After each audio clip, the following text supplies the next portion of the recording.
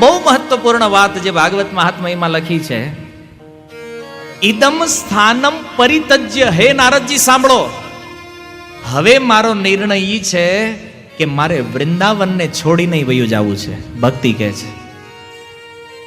નારદ મુનિના મનમાં એક આઘાત લાગી, એક આંચકો લાગી ગયો કે ભક્તિ જો વૃંદાવનને છોડીને વહી જશે તો વૃંદાવનની હાલત શું થઈ જાય. નારદ મુનિ વિચાર કરે છે અને આ ભક્તિ કહે છે મારે જાવું. શું કામ? કારણ કે જ્ઞાન અને વૈરાગ્ય વૃદ્ધ થયા છે. બહુ વિચારણીય વાત છે, ખાસ ગૌડીય વૈષ્ણવો માટે. ઘણીવાર આપણે એવું માનતા હોય કે નહીં, ભક્તિ સર્વશ્રેષ્ઠ છે અને એમાં કોઈ સંદેહ નથી કે ભક્તિ બધા કરતા શ્રેષ્ઠ છે. પણ ભક્તિ કરવા વાળા વ્યક્તિઓએ જ્ઞાન અને વૈરાગ્યની કોઈ દિવસ ઉપેક્ષા કરવી જોઈએ નહીં. કારણ કે જ્ઞાન અને વૈરાગ્યની જો ઉપેક્ષા કરી તો જે હૃદયમાં ભક્તિ જાગી છે ને, એ હૃદય રૂપી વૃંદાવનને છોડી અને ભક્તિ ક્યાંક વહી જશે બહાર. ઘણીવાર લોકો એવું કહે છે, મારા ભક્તો, કે જ્ઞાન વૈરાગ્યની આપણે કોઈ જરૂર નથી. અને શ્રીપાદ રૂપ ગોસ્વામીનો શ્લોક કોટ કરે છે ભક્તિ રસામૃત સિંધુમાંથી, અન્યાવિલાસિતા શૂન્યમ જ્ઞાન કર્માદિ અનાવૃતમ આનુકૂલ્યેન કૃષ્ણનુશીલનમ ભક્તિરુત્તમા.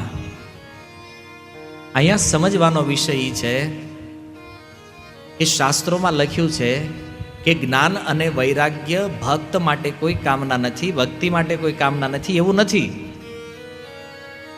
શાસ્ત્ર કહે છે જ્ઞાન અને વૈરાગ્યનો ત્યાગ કરો. કયા જ્ઞાનનો ત્યાગ? જેનાથી ભક્તિ આવૃત્ત થઈ જાય છે, જેનાથી ભક્તિનું પોષણ નથી થતું, એવા જ્ઞાનની કોઈ જરૂર નથી. જે જ્ઞાન અને વૈરાગ્યથી ભક્તિ ઢકાઈ જતી હોય, ભક્તિને બાધા ઉત્પન્ન થતી હોય, એવા જ્ઞાન અને વૈરાગ્યનો ત્યાગ કરવો જોઈએ. પણ જે જ્ઞાન ભક્તિનું પોષણ કરતું હોય, જે વૈરાગ્યથી ભક્તિમાં વૃદ્ધિ થતી હોય, એવા જ્ઞાન વૈરાગ્ય અને ભક્તિનું એક સમાન રીતે પોષણ થવું જોઈએ. આ શ્લોકથી વાત સિદ્ધ થાય છે. અને જો આવું ન હોત તો અમારા જે ગૌડીય વૈષ્ણવ આચાર્યો છે એના પૂર્વ જીવન જુઓ તમે. વૈરાગ્ય જો કઈ કામનો ન હોત તો આ ષડ ગોસ્વામી જે પ્રકારનું જીવન જીવા છે વૃંદાવનની અંદર, એક વૃક્ષ નીચે એક જ રાત્રિ રહેવાનું, બીજી રાત્રિએ બીજા વૃક્ષ નીચે, ત્રીજી રાત્રિએ ત્રીજા વૃક્ષ નીચે. શું કામ? એ વૃક્ષના સ્થળ ઉપર આસક્તિ ન થઈ જાય કે આ ઝાડવું મારું છે. 2 દિવસ ક્યાંક બેસી જાવી ને એટલે એમ થાય કે આ જગ્યા મારી છે. આ ભાવ નો જાગે અંદર. એટલા માટે હરેક રાત્રિએ અલગ અલગ વૃક્ષો નીચે વિશ્રામ કરતા અને 3 દિવસે એકવાર હથેળીમાં આવે એટલી છાશ પીતા. ખાલી 3 દિવસે એકવાર.